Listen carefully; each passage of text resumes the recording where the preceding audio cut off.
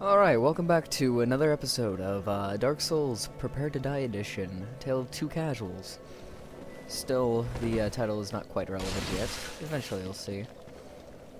So, today we find ourselves in Firelink Shrine, and I'm going to quickly give an explanation of, the newly acquired level-up system. These two I can't, we could technically do right now, but I wouldn't recommend it. Actually, we couldn't do the kindling part yet, but... Anyways. Whoops. Derp. Okay, let me actually... Alright, level up. So, name, level, souls, acquired souls, should be all obvious. Souls is your, currency, for purchasing level ups and purchasing items. But as it says, left behind at the spot of one's death. So if you die, you leave your souls there. Go back and get them. And same with the humanity as well. You want to go back and you always want to go back and retrieve your bloodstain, because bloodstains are very valuable, especially if you dropped a few humanity. That'd be bad. Acquired souls to level up. Vitality, parameter determining HP, obvious. Attunement allows you to have more spell slots. Endurance, stuff to do with stamina, equipment load, and resistance to bleeding. Now, the first two are very important, as stamina, you need in this game, stamina is pretty important, and equipment load as well. It determines on how much you can carry. Strength. The parameter required to wield powerful weapons, also boost weapon tech, so basically strength-based weapons. And dex is dex-based weapons. Weapons that require more finesse, like curved swords, daggers, short swords, sometimes long swords and straight swords, and spears, and scythes, and whips, I believe. And these are more like great sword, ultra great sword kind of dealies. Axes, hammers, great axes, stuff like that. Resistance is worthless, utterly worthless. Intelligence is for sorceries and boosts such. Faith is for miracles and divine weapons, and magic weapons are basically enchanted weapons. Like, specifically enchanted, not like... Yeah, we'll get to that when we get to that. And then humanity, not actually something you level up, but it is there to show that, hey, this is how much humanity you have. Increases, the more humanity you have, the higher item discovery you have, the more curse resistance you have, and the more powerful your pyromancies are. HP, duh. Stamina, depleted by various actions. You've probably seen it go up, that green bar go up and down and up and down. That's what the stamina bar is. Equipment load, I'll explain this when I have more equipment. This is all just stats. Magic defense, flame defense, lightning defense. Alright, so poise. The ability to receive attacks without breaking form. Basically meaning you can receive hits without flinching. And this is actually pretty important for the first game, because poise will allow you to basically not give a crap about somebody stabbing or slashing your face with a Zweihander. Maybe. Because Zweihanders will stun lock you and it sucks. Bleed resist. Bleed, basically, if you build up too much bleeding, or well, basically, if you bleed, if somebody builds up bleed damage on you and it, if the bar fills up completely, then you just take a massive amount of damage. I believe a third of your health. Poison resist. If the bar fills, you get poisoned for until the bar empties, which, you can generally ignore it. It's not going to do that much damage to you. Toxic, however, will kill you very quickly and is suggested you get rid of. Curse resist. Curse sucks. It generally does. If you get cursed, you permanently have half your health, and upon getting cursed, you die instantly, so even more of a bonus. And at least there's one benefit to being cursed, is that you can actually attack ghosts and have poise against ghosts. Now, why does this matter? It kinda doesn't. You can get this item called Transient Curses, which we shall see probably shortly. So, just curse resist. Pretty important. Good to have high humanity. And, yeah. Oh yeah, item discovery is obviously, chance of getting items upon killing enemies. So yeah, that's the Dark Souls level up system. Now I am going to almost get enough strength for something I need. I guess I can show off like popping a soul item. Do this animation, and yeah, I didn't pop it off obviously. Well, let's pop more, right? Or not. Let's go get some, shall we? So this item right here, 3 free humanity. Really nice gift. Nothing over here. We have to actually climb up here first. If you go off to this right path over here, it's going to end up being a dead end. However, you get 6 fire bombs. And fire bombs are a really nice thing sometimes. Trust me, you don't want to go without them in certain areas, as they really do help. Now, be careful about this area, because if you go that way, skeletons are bad. Skeletons will bleed you out if they don't kill you first. And trust me, they aren't something you can really deal with right now, as you don't really have you don't really have a divine weapon to keep them from respawning if you go into the catacombs. On the surface, you could possibly kill them, but they're going to wreck your day if you try to fight them now with an unupgraded weapon. Trust me, just don't go that way. Bad times will happen to you. I was lucky enough to have a friend who told me this, instead of being completely blind to the game and just running in there and subsequently dying a couple of times before realizing that this way is the current way to go. Also, I wouldn't recommend going down here unless if you do plan on doing a certain run that I will be doing. Just let me pop this soul. Still not enough. Well, what do we have here? You must be a new arrival. Yup. Let me guess. Fate of the undead, right? Well, you're not the first. But there's no salvation here. You'd have done better to rot in the undead asylum. But too late now. One moment. Well, since you're here, let me help you out. Alright, back. My apologies. I just had to do something real quick. Now, that is a good example of shutting up an NPC when you want to. However, I would not recommend attacking him more than once or twice, because then he will aggro and won't stop aggroing onto you until you absolve your guilt, of which you have to do elsewhere. So, I'd rather not piss him off. And basically what he would have told us is that there's actually 2 bells, and there's one down below in Light Town, and one high up in the Undead Parish kind of place.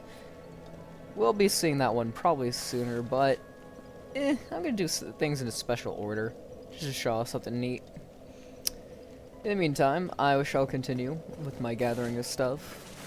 Now, I guess we can show off a little mechanic of this game.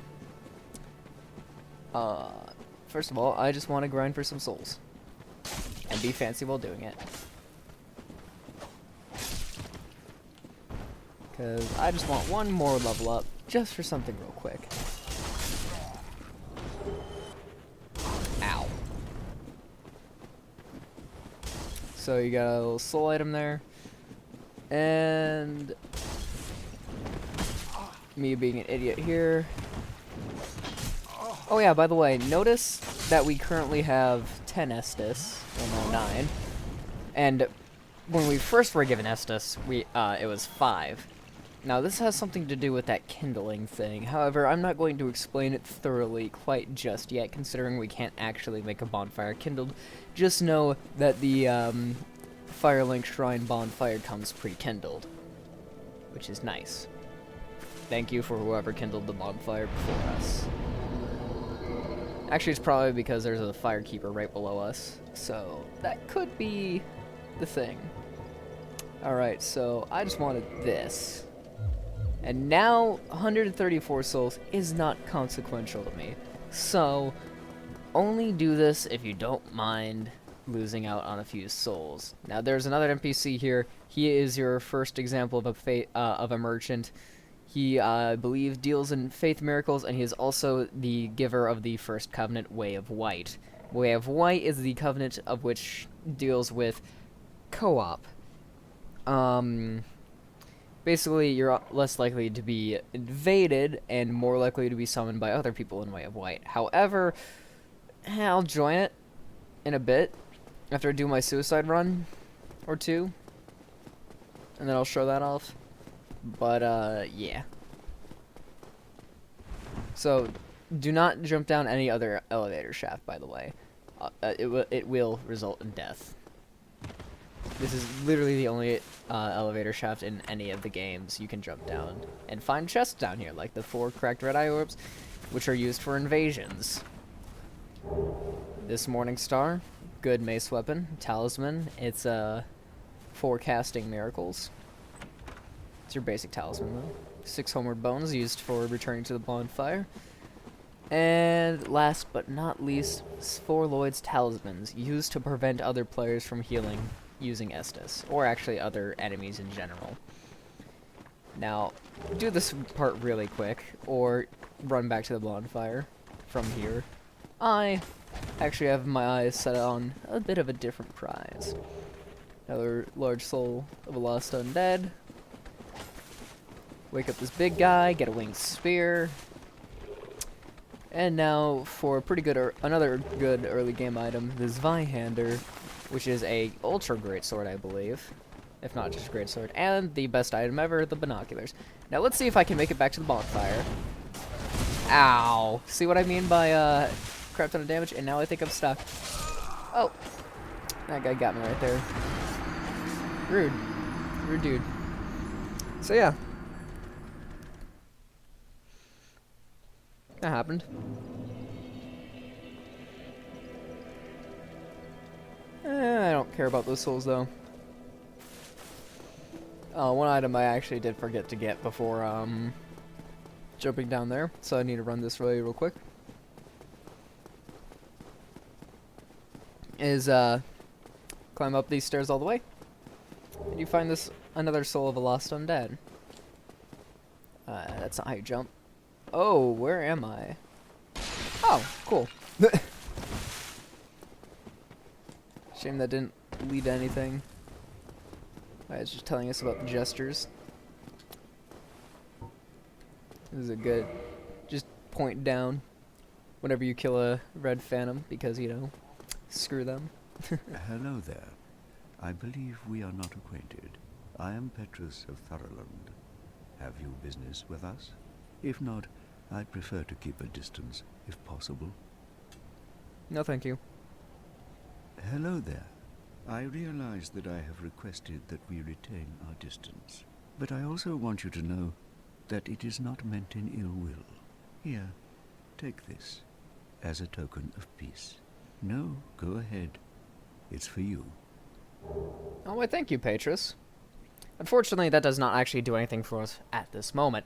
Later, we'll be able to use that to gain more souls. Oh my, you again. Oh, I know. How about this? I have to await my companions here anyway. So what if I were to teach you some miracles? Would that please you? Yeah, sure, why not? Very well. Then first, a covenant with the gods. Like I said, first instance of a covenant. Now let me share my miracles. Oops, shoot, whatever. Not like he said anything important. So here you can enter the covenant. He gives you a gesture called Shrug. Shrug is a nice gesture because it basically allows everyone know that you have no idea what's going on, or you're just, you know, just shrug. Anyways, he sells Great Heal Excerpt, which is kind of to be honest. Homeward, Force, Seek Guidance, Heal, and that's really it. Homeward, it basically acts like a homeward bone. Force allows you to, basically just stagger everything around you. Doesn't really do any damage. Seek Guidance allows you to find developer messages left around, really. Or just more orange sign soapstones. Not sure. Haven't used it. And Heal heals you. Basic. Now there's a he also sells a talisman and a Thorolin talisman. If you did not get the talisman down there, or if you're looking for a better one immediately, buy the Thorolin talisman here, or hold off for a different talisman. Now that's somebody messaging me on Skype, meaning... Come again. The effectiveness of the teachings depend upon your faith. He does not realize how true that is. Well, actually, he probably does, considering the fact he's a miracle person. But I just need to quickly check who the hell that is, so be right back. Alright, sorry about that. Oh my god. Alright, so... I muted Skype, so now I won't be disturbed by anyone's shenanigans. Alright, so there's one last suicide run I could do. Now, I know I'm very well aware that this one, it doesn't have to end up in a suicide run, but I don't have any souls. It doesn't matter. Also, right here, I'll explain her in just a moment. But first, let's actually just run down here. If you have a good elevator song, play it now. Otherwise, well, yeah, elevators. Yay.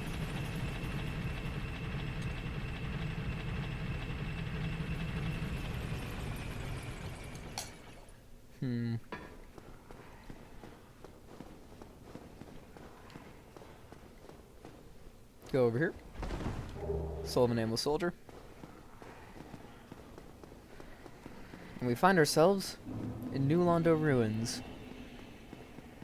This place is definitely dark and dreary. Seems a little bit flooded as well. Wonder what could have caused it. Right over here. Well, this is unusual. You haven't lost your head. And more importantly, you're free. How on earth? Well, I shouldn't pry. I'm Rickett of Vinine. I was once an established smith, but look at me now. Can you believe it? Can I believe it? Yeah, probably. What is it? Have you? Oh no. Don't worry. No intention of escape. It's safe here. Can't bear the thought of going hollow out there. Although, I must admit, I've not much to occupy myself. How about this? I could forge your weapons, albeit with rather minimal tools. I'll show you what may be the best in Vinine. So this is your very, very, very first instance of a blacksmith. However, we can't really do much with him.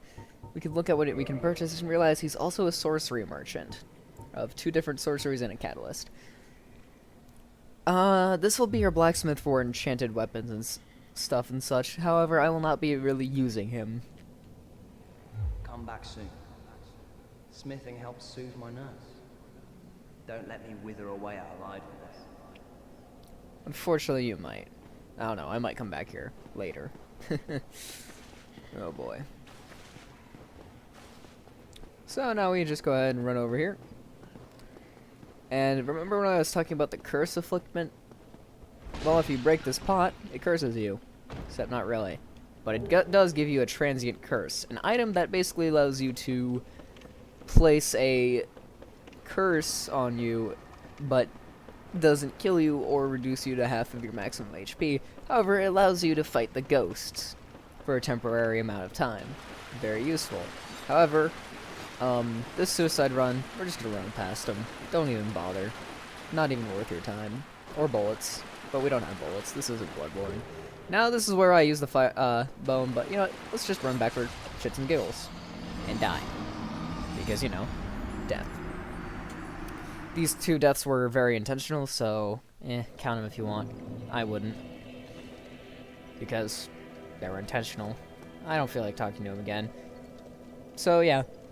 That is the entirety of Firelink Shrine, basics of leveling up. One last thing, though, before I forget, because I did one other failed recording, and that is the Firekeeper. She cannot speak because her tongue has been cut from her mouth. You can talk to her and use the Firekeeper soul that we got down there to reinforce the Estus flasks. Reinforcing Estus flasks is very important, as it increases the amount of chug-a-lug, well, not really. It increases the amount of bang for your buck in Estus. Allows you to gain more health per chug. Basically, chug, chug, chug, more health, the higher the plus is. Currently, it's +1. Now, as I was saying earlier, note how earlier when we only got 5 from when we first got the Estus from Oscar. When we sit down at this bonfire, it gives us 10. And note the flame as well, how it's a bit larger than the other bonfires we've seen. That's because the Firekeeper down there is actually is keeping this bonfire and thus enkindling it. We can kindle this further, but not without a secret rite, of which is in the catacombs, and we can't really go there yet. We could, but it would be hard as balls, and I'm not willing to do that right now. And plus, who needs 20 Estus? Really. So in the next episode, we will actually head towards the Undead Burg. So, thank you for watching this episode. Ciao.